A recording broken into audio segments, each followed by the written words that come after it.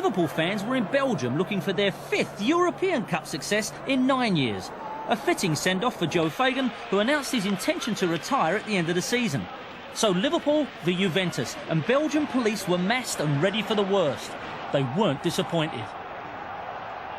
I remember going on the pitch at 6:10, and we couldn't go around the track. We had to come round the goal side because we were thrown.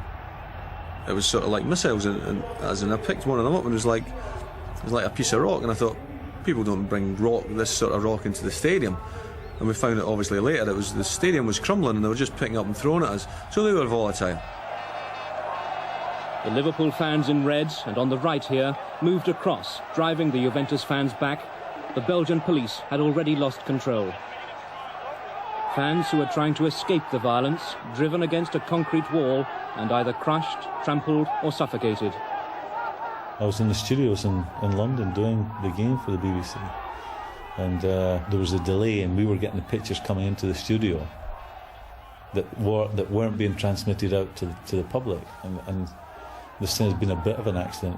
We're seeing without any sound people being carried out, covered, their heads covered. So obviously we knew how desperate the situation was there. So I immediately went outside because the players and the staff said to me, go and find out how the wives and girlfriends were. So I went outside, went onto the running track, looked up, saw the girls, waved to them, said everything was all right.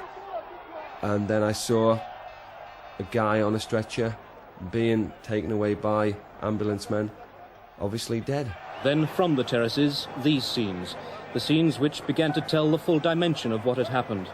The bodies of football fans, bundled onto sections of metal fencing, their faces covered, life gone, being removed to the mortuary. At the end of that shocking night in Belgium, 39 supporters were dead.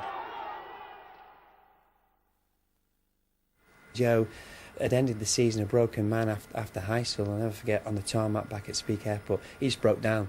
He'd taken so much, and he broke down with, thinking, well, this is the way it's ended for me.